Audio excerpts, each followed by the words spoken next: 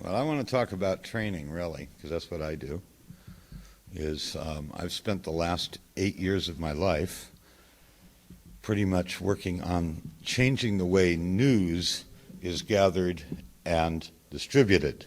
I'm not alone in this. I'm one of about 50 people who has helped make this change. That means that newspaper publishers, if they could put out fatwas, they'd put one out on me. I do regularly get email from people in the newspaper business telling me that I have been instrumental in destroying their profession.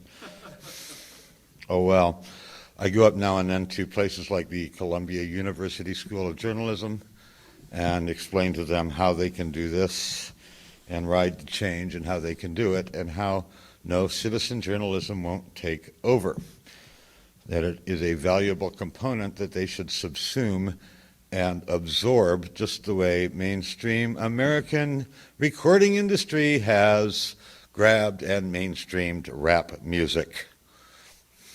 I do not know whether or not you like rap music. That is up to you. But it has certainly been grabbed and assimilated by the mainstream music industry. This is the history of America. We take underground movements and splinter groups and we make them into fads, and then we make TV shows out of them. So I do expect one day that there will be, no, not Fraser's idea of making user-friendly into a sitcom, but he really did want to do that at one point. But sooner or later, we will see, the television drama based around a company called, Dovell. And it will be started by some crazy man, an old man in some state, I'll call it maybe Utah, and it'll be called the Parachute Group. And there will be weird things, and there'll even be a former scientist from then who tries to make an operating system for the Cherokee Nation. Anybody know this story? How many people in this room have heard of Jeff Murky? Well, he's an extremely amusing person. He hasn't threatened to sue me for a good month. But he does fairly regularly. And he hates Linux because it's not free and because of that, what do they call it, that GPL thing, which as we all know is communism or something. Anyway, so GNU Linux and GNOLD Linux and all that is here to stay. It's growing. It's going to happen. And let's go out to the edge, because this goes back to the essence of citizen journalism and all that stuff. I wrote last week a piece that I was just letting meld, because it's not time sensitive. That'll run on Slashdot probably next week, about the Web 2.0 social internet things. Right now we talk about the social internet a lot, right? And we all have, everybody here has a Flickr account, right? Do you have a Flickr account? Do you have a Flickr account? Okay, do you have a Flickr account? Do you have one? Okay, so Flickr has penetrated this small group. How many people in Honolulu would you guess have Flickr accounts? 100? 2,000? Okay. All over San Francisco, there are signs. You would think Flickr is world-beating if you're in San Francisco. Newsflash, I do not live in San Francisco. I live in Bradenton, Florida, in Manatee County, where 30% of the residences are house trailers, and where Tropicana orange juice comes from. It's headquartered very near my house.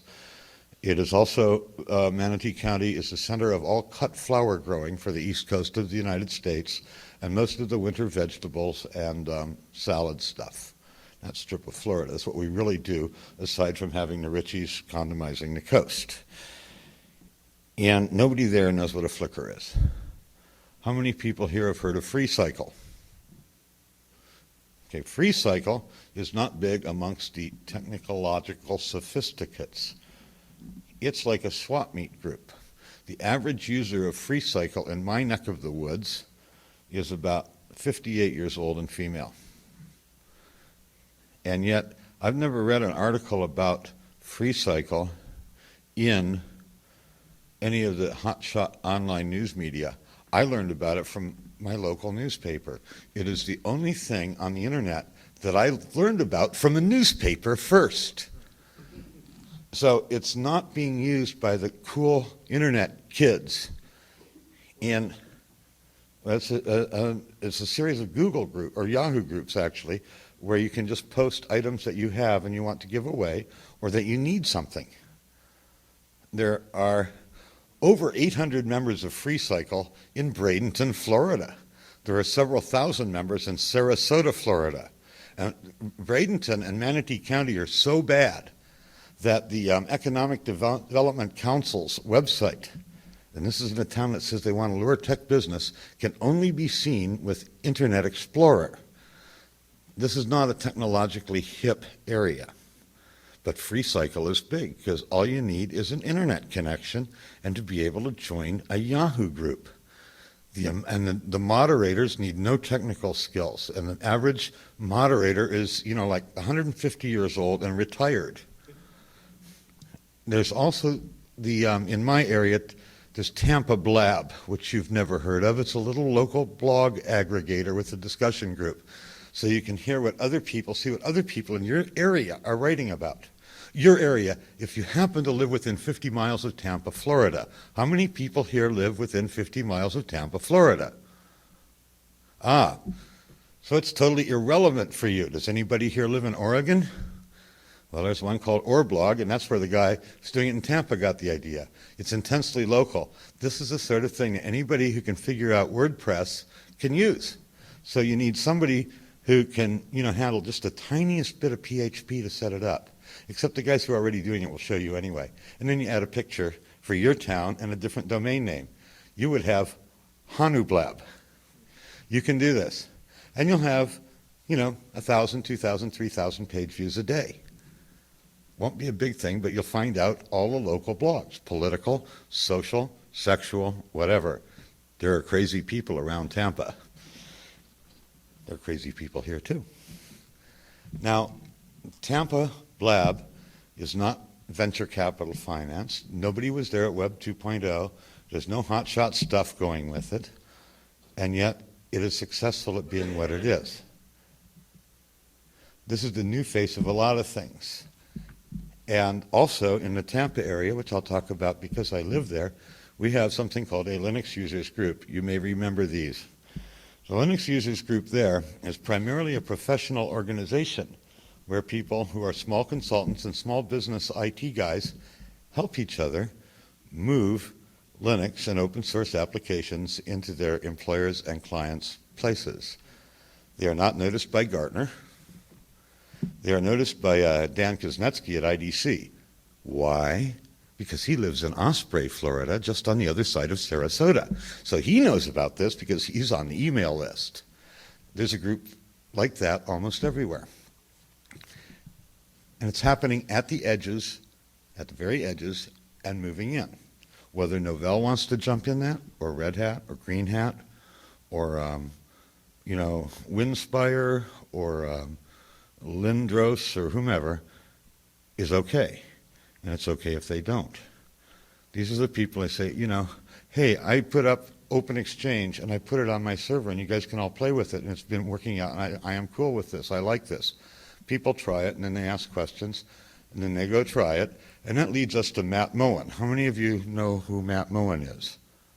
Probably about, you know who Matt Moen is. Just because I introduced him to you probably at Linux World. Matt Moen is a friend and lives about 2 miles from me. He's a nice 27-year-old Slashdot reader who owns a turbocharged Subaru, and he has short hair. His IM nickname is Clean Cut, because he is a good Christian, goes to a basic church and all that, and lives with his parents because they have a huge house with a separate apartment. He is a very, very fine programmer. He has a computer science degree from State University of New York. He did a lot of the work to upgrade the Nielsen, as in the TV rating people's data gathering stuff, and that's pretty heavy scale. And they're running it mostly at his instigation. It's a Perl project with MySQL behind it. Their new augmented a more accurate rating system. He did a lot of work on that as a contractor. Then he wasn't working, and then he worked at Home Depot for a while. It was good exercise and close to home. And then a neighbor, one of his father's buddies, came over and said, "Hey, Matt, you know about that Unix stuff, right?" And he said, "Yeah." He said, "Well, there's this guy I know, Eldon, and he's got a fish farm.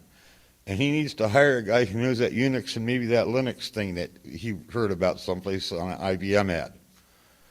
So Matt says, "Fish farm?" He said, "Yeah, Eldon got a nice fish farm up toward Gibsonton." So Matt went up and talked to Eldon Segrest. And we found out that this idea of the fish farm, you know, you're thinking of what? Some guy, you know, doing some tilapia and some ponds. Segrest Farms. Okay, Eldon is a little bit of a country boy with a gray beard, followed by one of his 2 or 3 beagle hunting dogs at all times. He does have his hunting dogs follow him around. He is a Florida cracker. He's also an ex-school, high school science teacher and very smart man. You know, one of those southern, country boys. He said, "Well, I don't know," but, and then he can discourse intelligently on many topics, and he knows what he's talking about. And Segrest Farms isn't a couple of tilapia ponds. It is the sole supplier of all tropical fish and live aquarium supplies for Walmart and Petland and Petco.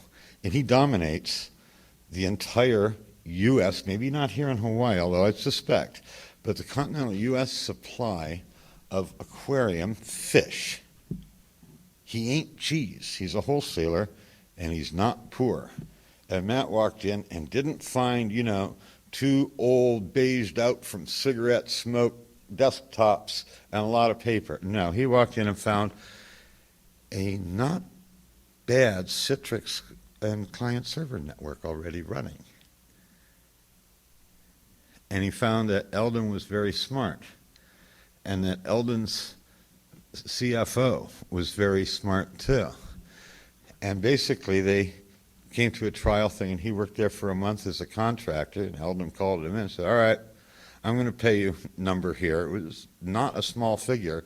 He said, "However, you are going to have complete control of the computers and the website, and I'm paying you a lot of money, so I'm not going to tell you anything what to do. I'm hiring you because you're smart. You're supposed to tell me."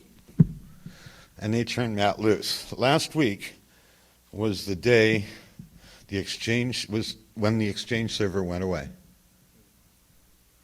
He took them, and this is a year and some odd later. They do not have an Exchange server. They have an open Exchange server. And they have, I think he said he had 2 complaints from 2 people who had problems with it. He has them using webmail because it's easier. They still have Windows desktops, pretty much, but they're going away because they do a lot of phone order work, and upon reflection, Eldon cannot see why you have to pay for a Windows license for these single application screens. And he agrees that it's okay to put the KDE desktops in or whatever so that they can have some games to play in between. He's not a slave driver, and he thinks that his employees in between calls should be able to have a little good time there, surf the internet. And Eldon went with Matt up to Largo, Florida. How many of you know where Largo, Florida is? It's not Key Largo. Largo, Florida is famous for several things. First of all, it's the next town over to St. Petersburg, which we all know is famous because that's where Wikipedia is. The evil Wikipedia? It's in our part of Florida, too. It's also where old Paul, a man who made the first website outside of Switzerland, the original Stanford Linear Accelerator Project site, is living nowadays and flying back to Stanford once in a while. So we're becoming quite the tech center, just like you will any time, any decade or century now. So it can be done. And we still have, in our county, the economic development website can only be viewed with Explorer. I've linked to it about 50 times on Slashdot. They're finally changing it. I've done this to pull their chain because I'm an evil, bad man hated by newspapers. So what we're saying here is things are happening from the outside in. Largo, Florida, I've written about Largo a number of times. They run the whole city's 450 some odd desktops shared by over 800 employees on one Red Hat running server. One server. 450 clients. Big server. Works fine. Backup, smaller server next to it. Little Citrix server for the few Microsoft apps that they have to work with some of the surrounding counties. And all of those people who say that the office workers can't use this and that. The first time I walked into that city hall, I walked up and there's a receptionist. And, like a lot of people in Florida, she's not real young. At 53, I am exactly at the median age for our part of the world, God's waiting room, So I asked this kind of, ditzy looking, 50s standard issue receptionist woman who's stapling stuff.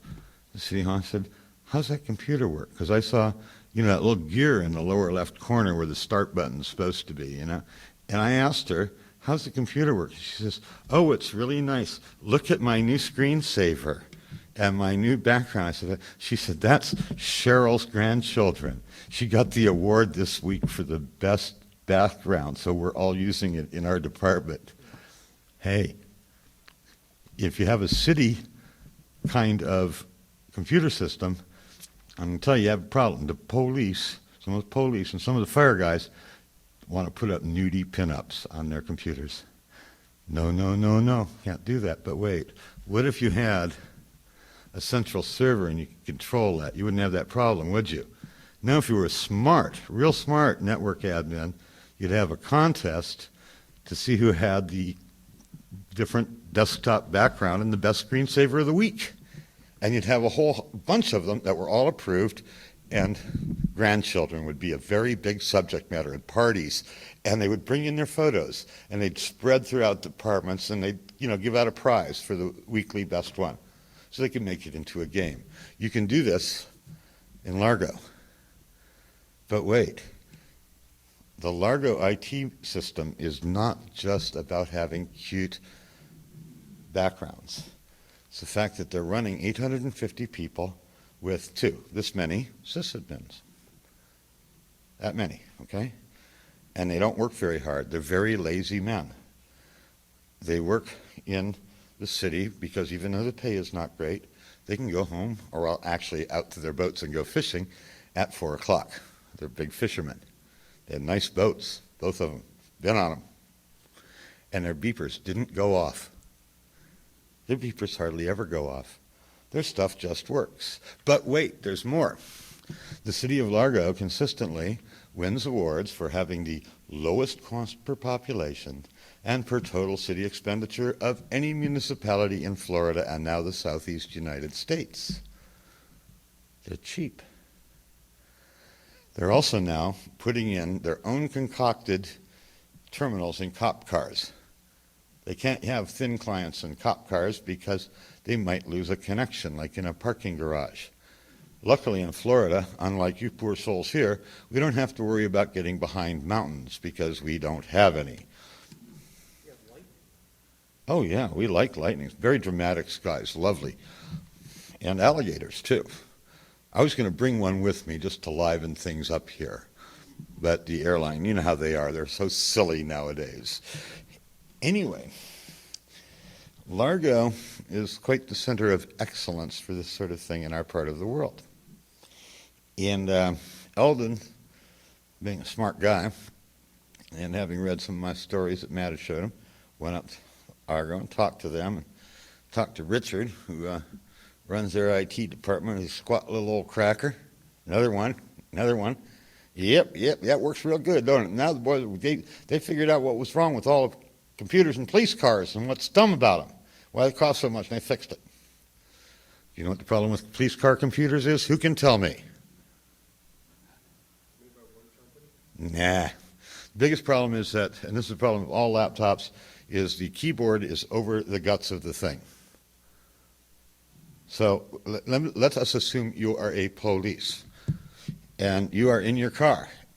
Right, you have a cup of coffee, you're sitting there in a parking lot at idle or whatever, and you're doing it. You're going to spill a coffee sometime, and you can never get it comfortable, you know?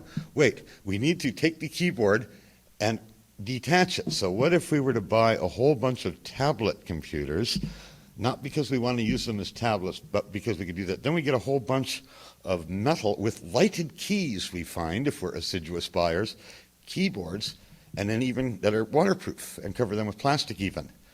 And then if a keyboard fails, all you have to do is unplug it and plug in another one. The tablet can then be secured very well to the dashboard so it won't get stolen out of the car, which happens to laptops, even in police cars.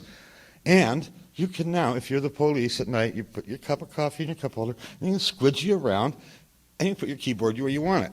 So the advantages for this are it's more comfortable for the police officer, it's less subject to damage, lasts longer, and it's cheaper.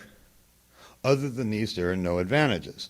Then if you already had a Johnson 800 megahertz radio system, some of you know what that is, some of you don't, but basically it's 800 megahertz, data channel. And if you use that, what you could do is you'd have to run an actual desktop, but it wouldn't have to be much of a desktop in the cop cars, and you'd have to pull data, fingerprints and things, so you'd have to have some graphics capability. So you could pull your photos and whatnot, and you're wanted, and do your license card checks, and voila, they're doing this. $1,100 a car total, hardware and software cost for the computer, and they already had the Johnsons. How much do you think Honolulu is spending per car on computers? Bradenton, Florida, we're only 30 miles, if that, from Largo, we're spending $3,800 a car. I now and then say something to the mayor and the city council, and they look at me funny. But Largo's doing it. St. Petersburg's starting to. Other small and medium-sized towns are doing this. Eldon Segrest is moving rapidly toward Linux and open source with the fish farm. Other people are following in his footsteps. Meanwhile, on the internet, FreeCycle has millions of members. And hardly anybody here has heard of it because it's not in and Technorati and all that. From the outside in, these things are growing all over the place. Little humble things, one installation at a time. I've been writing books. If I was more organized, I would have brought copies. I left some with Scott that he can use as giveaways or whatever. In 2004, November, came out Point and Click Linux. 300 pages, 45 minutes of not very well produced videos, but they were at least amusing, which is good.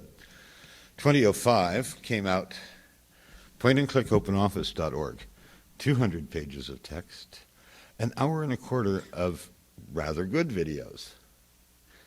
Okay, let's see here. We only have 2 points so far, so we can't do a real curve, so let's just look at a linear piece here, and we'd say the next one might have 100 pages of text and maybe 2.25 hours of video. Does that sound about right?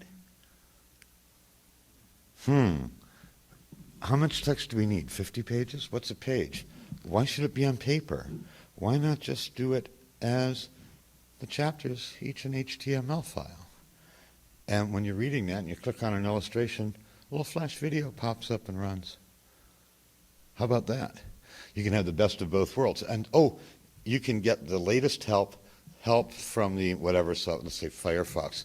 Here are 3 of the best Firefox help forums on the internet. Whoa, they're clickable links, dudes and dudettes. Just click on it and you go right there. Try to do that in a paper book, fella.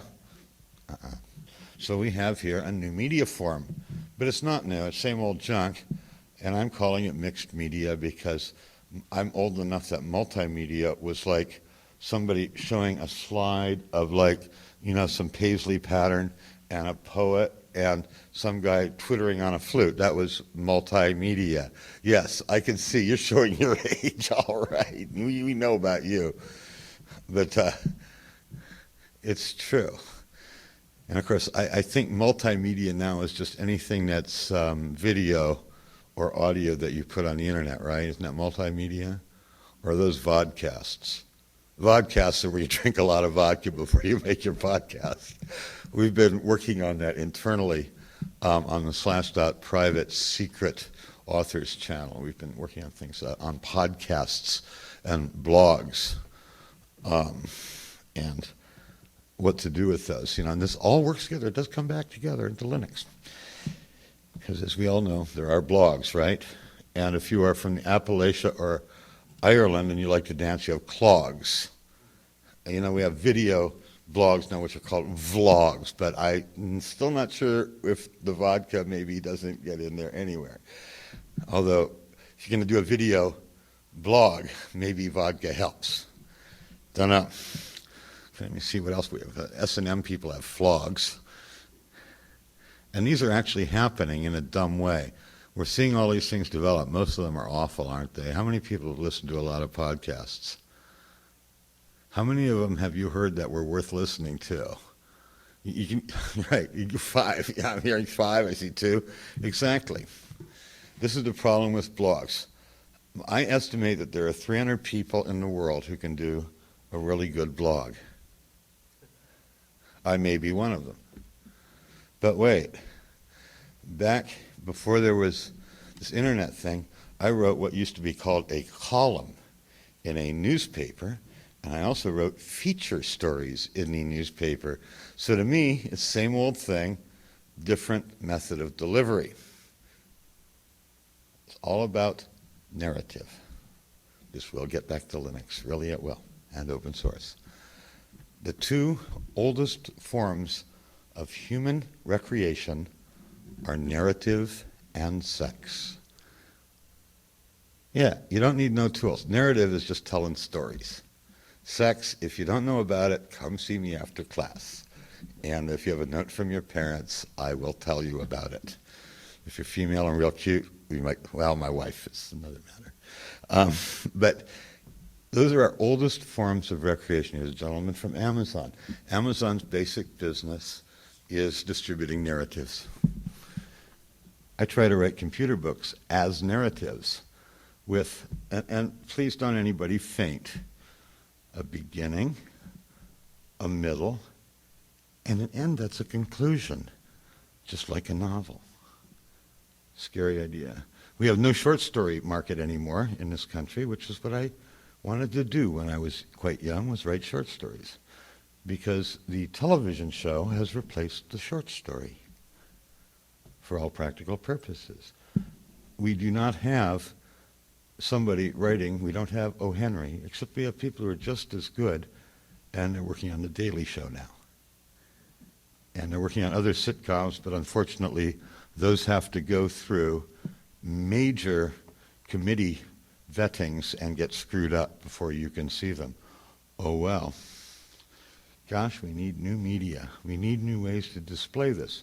Because here I am advancing these books, and here's that point-and-click Linux book, and it's still in your local borders, still in your Barnes & Noble, and I wrote that a year and a half ago, and it runs Mepis Linux, which has advanced so far from that it's really sad that I really don't advise you to buy that book.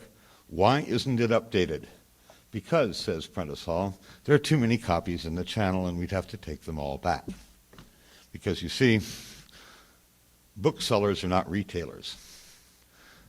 You know that consignment store your wife or girlfriend takes her, dresses to, or maybe buys dresses from? That's really what Barnes & Noble is. It's not a retailer, it's a consignment shop. So the fact that they have something on the shelf doesn't mean they bought it. They can kick it back to the publisher, which diminishes the poor author's tiny pittance even further.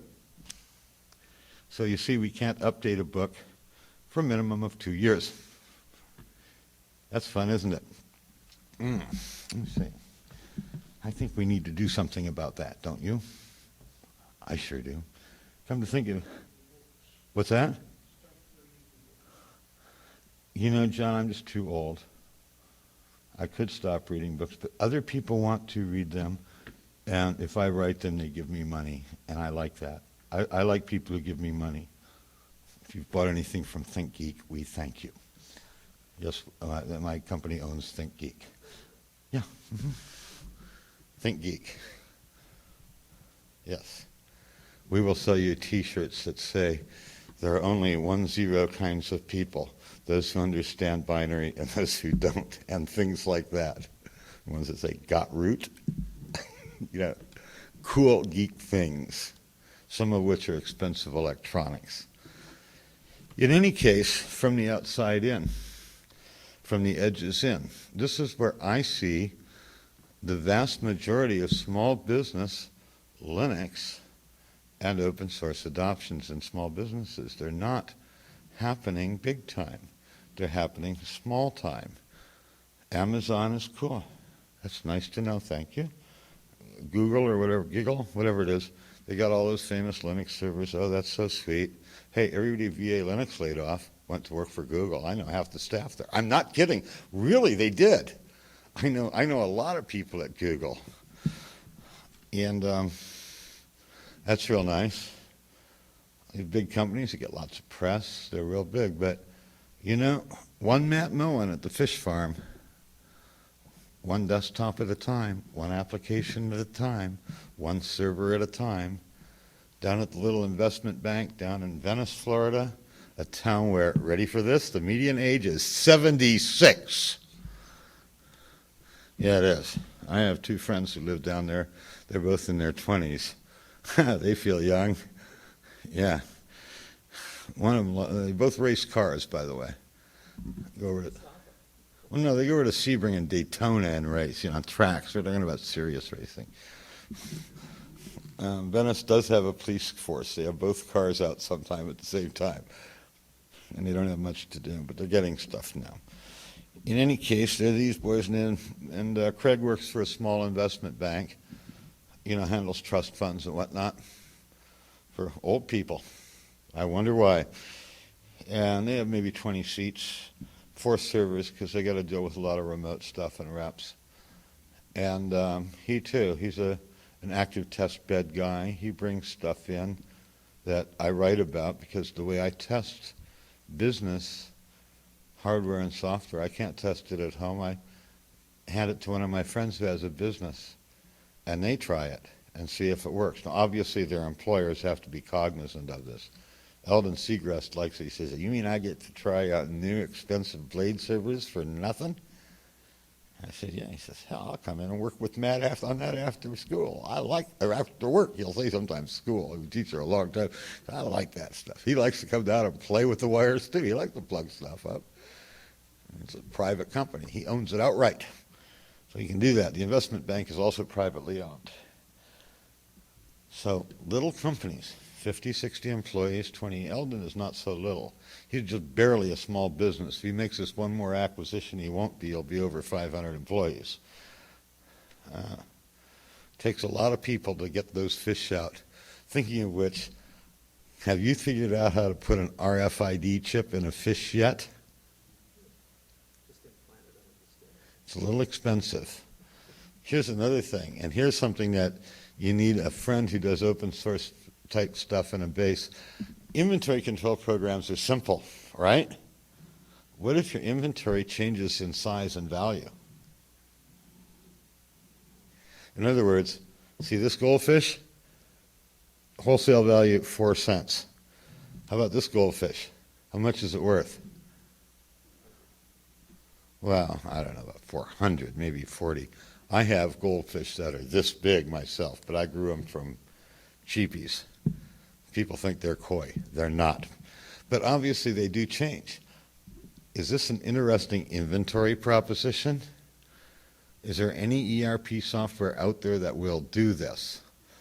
People have taken whacks at it because it's true of all ranching and farming and operations that they do this. It's not been well supported.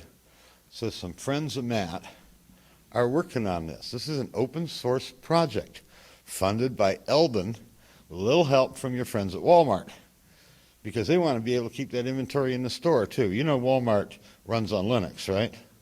Is anybody here aware of that? They run on Linux. If anybody ever asks you about Linux and Windows in the enterprise, let me just tell you this. It's absolutely true, and Bill Gates cannot deny it, but I'm just going to tell you the reality. Kmart runs on Windows. Walmart runs on Linux. Does anybody get the message here? Kmart is going bankrupt, slowly limping into oblivion with Sears together. Walmart is taking over the world. World domination through Linux. You think I'm kidding? I'm not. Just keep reminding people. The small, ambitious business person. Well, why are you saying I should move to Linux? Because Kmart runs on Windows, just like you do now, sir. But Walmart runs on Linux. Which would you rather be? Marketing. Is that a well-known fact? No. It's a pair of AS400s in Bentonville, run everything. Each Walmart store has in the back, they got a server and they got a backup, and that runs the store. Go look. If they let you. They will, if you know people. They run on Linux. It's an open source shop. They got a lot of stuff that's modified that's, they just never licensed it, don't release it. But they're working more and more with their suppliers on how to do these things and their supply chain. So they want to be able to talk to Eldon. And his stuff has to be able to talk to their 62 trillion partitions of Linux on those big 400s. They're in a very plain room in Bentonville, too. If has anybody here ever been to Walmart headquarters? I have twice. They have green metal desks. They are not fancy. If you go to work at Walmart, you're not going to work in an executive suite with a great view. Their headquarters is low.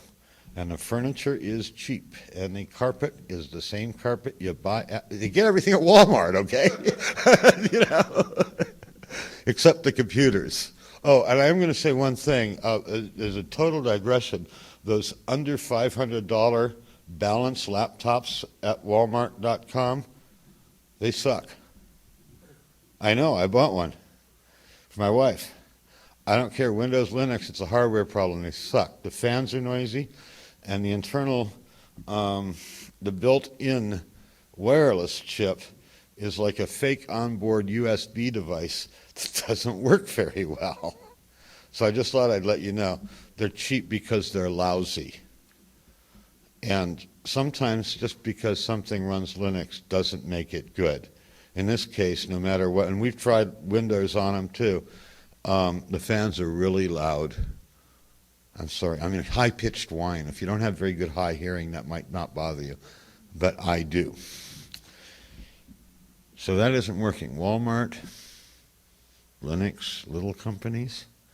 Here's another truism here that I'm just going to tell you as an old cab driver, coming from a long line of what I call Jewish ghetto hawkers, people who owned not big businesses, but like small landlords, the kind of people that had 8 units.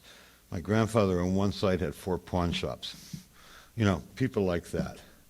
Businesses where we always thought, we didn't know what burn rate was, but we always thought the way you made a profit was to take in more than you spent every month. It's a dumb idea. No investors, You have your business. You got a fixed cost. You have cost of goods. You sell the goods for enough more than they cost you to cover your overhead and put some money in your pocket. If you fail at this, first you stop having money to put in your pocket. And when you do that, your wife gets really angry. And then she leaves you. And then you get depressed and you can't make the rent and you're out of business. So you have to make money every month, take in more than you spend. And it's a truism here is that big business deals with big business. Small business deals with small business. If Aaron was in here, he would be hearing this, and he would be understanding why I'm telling him Novell's lack of solicitation of small businesses doesn't matter. The small business does not go to Novell. They go to the guy, the consultant, the channel, the consultant. They met at the Chamber of Commerce, or through one of those networking things, or that Matt's father has a neighbor and friend who knows Eldon who has the fish farm. How do we quantify that relationship, which leads to a sale of a maintenance contract for open exchange? How do we quantify that in the Forrester IDC Gartner business analyst world? How do we do that? How do we measure it? Just estimate it. And guess. And you're lying. You're guessing your estimate is a lie. It's happening.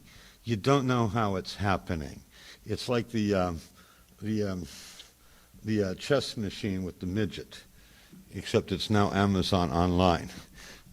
I always liked that. I knew about the chess playing Turk. I loved that. So now that comes along, and we have no idea. I wasn't kidding. I had this vision, while listening to that, sitting over here, of putting out how you could make a porn movie as a series of 30-second collages. It would be terrible, but would it be art or would it be porn? It doesn't have to be a porn movie. It could be anything. There's just so many weird things you could make that are of no value. But are they? You don't know whether they have value until you create them. But you have to realize I'm crazy. I'm thinking of putting up another Slashdot poll soon. And the question will be, do you have an opinion? Yes, no. And maybe Cowboy Neil, maybe not. But is that a poll? There's only one answer. Of course it's a recursive poll. So where would you put it but on Slashdot? You see, excuse me, sir, do you have an opinion? Yes or no? Yes. I'm thinking about that as a Slashdot poll. Do you have an opinion? Yes or no? How many people will get that? How many will get that wrong? What is right? The question is, I mean, you know, the discussion will be, it won't go on very far. I mean, you know, Do you participate in Slashdot polls? that's a different question. That's like, we already have that. I never read Slashdot anymore. I only read Dig. Hello? I never read Slashdot anymore. I never post on Slashdot. So we already have that. It's just we're burlesquing now. What I was saying, Aaron, is that big companies deal with big companies, and little companies deal with little companies. And I was telling folks how Matt Moen hooked up with the fish farm, which now runs Open Exchange. How as of last week, Microsoft Exchange was banished, and nobody runs Outlook anymore. They're all on Firefox and Thunderbird. And Eldon Segrest, by the way, enjoys his newfound security from viruses born by those two pieces of software in his life, because he worries about that. So this gives him more time to go play with his hunting dogs. Eldon likes his hunting dogs. And this is happening all over. And yes, Aaron and I were talking out in the hall about the different stepped layers of tech support. Somebody here in this room Aaron, you might do this business. Joe Volodorsky and I thought about it for Amnet Computer as Office in a Box. Theorem. Every office in the United States has somebody who's smart enough to plug in a computer if the cables are color-coded to start it up. I'd say it's a fair bet that every single business in this country has somebody who can do that, or at least has a nephew who can do that. Right? The ability to plug in a keyboard and a mouse and a network cable and a monitor and a power cord is close enough to being universal that it's like driving. There's some people who don't, but most everyone can.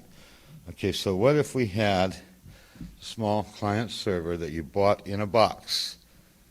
The redundant server, and then of course the thin clients were cheap, and if they were close, you could just use userful and skip the clients completely. Office in a box. Get it, set it up, knock yourself out. You could even do wireless if you're not concerned about security and you don't want to run wires. This can be remotely administered by somebody smart, so you don't have to have anybody there. You never do any service calls because you can pretty much tell if you have. You don't have to be real smart to follow somebody's directions by phone. Say, does the light on the front of the monitor come on? You can isolate it down pretty easily to whether it's a monitor or one of your thin clients or your one server or your backup server or whatever that's out of action, or your printer or a cable. This is not hard to do. We'll step through diagnostic stuff. And hopefully the people at the helpline should be able to speak in the customer's native language with an appropriate accent. And don't offshore, if you're in India, in one of the Hindi-speaking parts, I do not advise you to outsource your tech support to Vietnam or to Iowa. Or was it the other way around? I don't know. But this saves virtually all service calls because you can send them one. And they can plug it in themselves. You can have them a spare in the closet. It's called Office in a Box. Knock yourself out there and sell a bunch of them. You can do that with Linux, except for the accounting package. Actually, there are accounting packages, ACPAC and such. What is? Right. There's about 8 or 9 of them.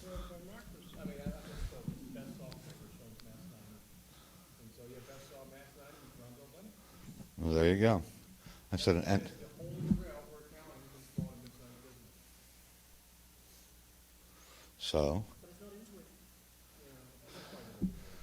I don't want to talk about that because I've had many beers in my life with Jeremy White and the Intuit saga, and Code Weavers and Intuit saga.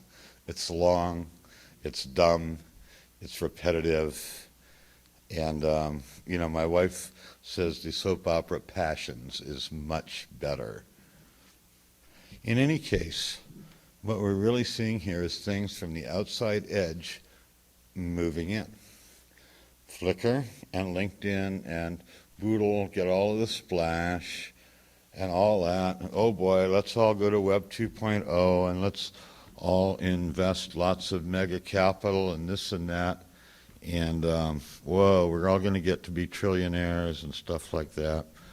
And if we all buy Ford Explorers and drive across Texas, and we can think, I really want to own a lesbian book collective in St. Paul, Minnesota, so I'm going to start a company called Amazon. He knows. True story. There was an Amazon online long before the one you know about in Washington State, and it was a lesbian book co-op in St. Paul, Minnesota, which later, after it got enough money to build a really nice new building, changed their name. You got to watch what you name things nowadays. Somebody has that name, and in the old days, if it was just somebody within your locality or state, you were okay. If somebody there wasn't using it, you were cool. You could have Joe's Garage in Des Plaines, Illinois, and Joe's Garage in Fort Worth. Okay, but now you can't both have joesgarage.com. You have to have joesgaragefortworth.com. It's part of the life, folks. It is the World Wide Web, and it covers the whole world.